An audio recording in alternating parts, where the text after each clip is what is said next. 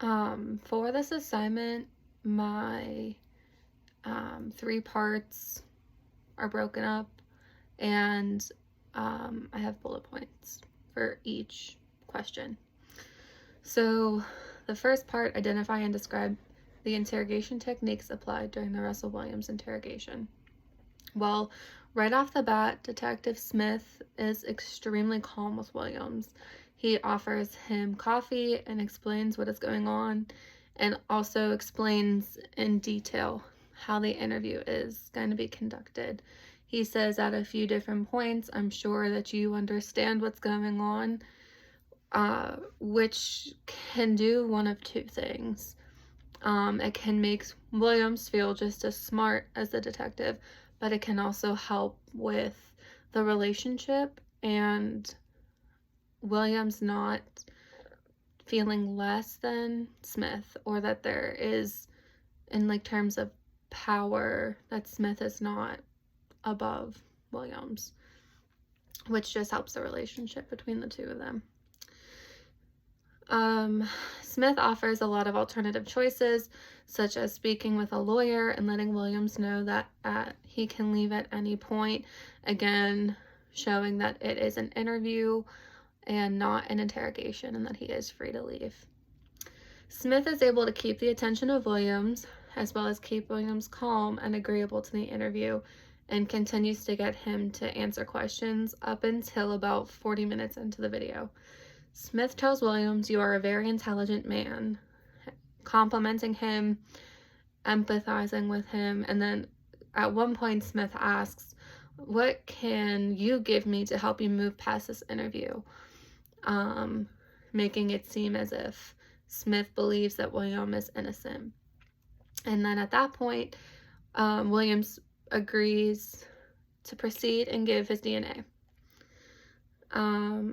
Smith gives Williams an opportunity to, in a way, come clean in regards to if anything is going to be found or matched with the DNA. Smith also asks a lot of, "Are you sure about that? And do you want to think about that again?" Which can be a way for Williams to realize that Smith may know more than it seems. When talking about the tire marks in the grass matching the vehicles of Williams, Smith does not do it in an accusatory way, but makes it seem like it could be someone with the same vehicle and tires.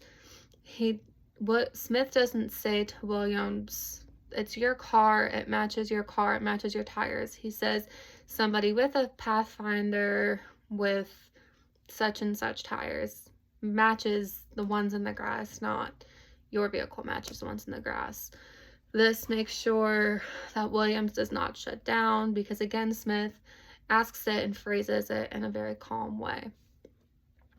Smith leaving the room a few times, and at one point coming back in, and says, "Every time I leave the room, I am finding more and more things that point towards you," and then proceeds to show Williams the shoe prints and how they are identical.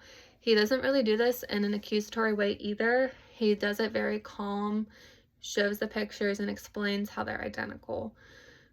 Smith also says, "You asked for discretion and I am trying," showing that Smith is trying to work with Williams and has worked with him for the entirety of this interview.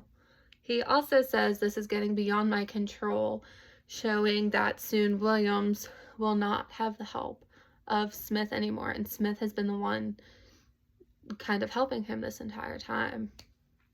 At about 40 minutes in, Smith says, "There's only one thing we can do," and then tries to empathize with Williams, saying, "If I thought you were X, Y, and Z, I wouldn't be back here with you, helping you," basically. When Williams shuts down and does not want to talk anymore, Smith says to him, "What are you struggling with?" Showing again that Smith wants to help him. It's continuing to build that trust. It kind of, again shows that, Williams asked for discretion. Smith is trying to give him that, and that this entire time, Smith is going out of his way to show that. Smith is always courteous with Williams. He again at another point offers him water. He even says to Williams, "You're doing the right thing here." You know, you're helping your wife, you're helping the girls' families, the victims' families. Still, again, very calm with him. And then another big thing was when going through each of the murders of the girls, Smith does not interrupt Williams at all. Smith lets Williams explain what happened, does not interrupt the flow of the conversation, only asks questions when there's pauses, and lets Williams explain things in his own words.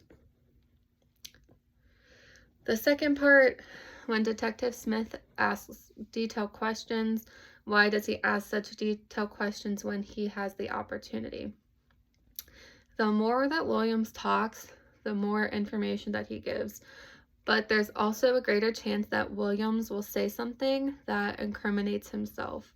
If Williams is lying about something and the more he has to talk about it, there's a greater chance that the story will change and there will be inconsistencies. He asks about times and daily schedules to get really the whole picture, and he does that in the beginning. Also, in the beginning of the interview, Williams kind of gives very vague answers. I don't remember the time, I can't remember the day, and Smith will rephrase the questions at a different point in the conversation to try and get more details.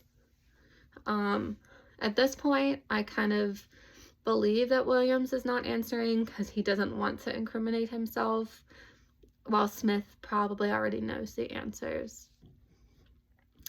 It gets to the point where Williams knows that he's been caught about 45 minutes in, and Smith tries to get details about where the body is of the fourth victim by changing the way he's asking the question. Again, in about an hour, he asks if there's anything covering the body, how hard it is to find her. If Williams doesn't give a direct answer, Smith will ask it again at another point in the conversation.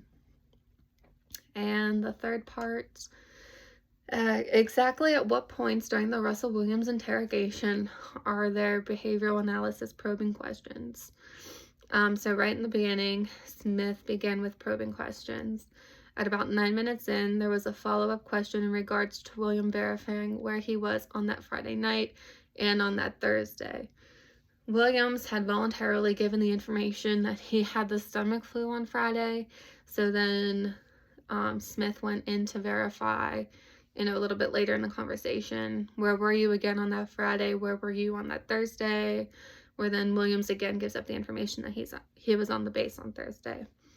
At about 20 minutes in, Smith brings up the girl who lives in the house that is a few doors down from Williams' house. Williams had said earlier in the video that it was exactly 3 houses away, and he actually corrected Smith and then voluntarily said that it was the house in Tweed, giving the location. Smith is also asking a lot of questions about the meeting in Ottawa at various points. How he got there, what time, when the meeting ended, more specifics about the dinner with Williams' wife. Just lots of open-ended questions to try and get more details. To get even more information, Smith says that a lot of money is going to be spent on this investigation, and whatever they need, it's going to be a yes. And this kind of shows Williams that everything will be found. It's just a matter of time and a matter of when, not a matter of if. And this happens about 54 minutes into the interview. At about an hour in, Smith asks Williams whose images is on the cards, where the stuff is located in the Ottawa house. Again, all of these questions are open-ended to try and let Williams explain in more detail where everything is, and they're not just yes or no questions. They're open-ended, so they have to be answered with more than a yes or no.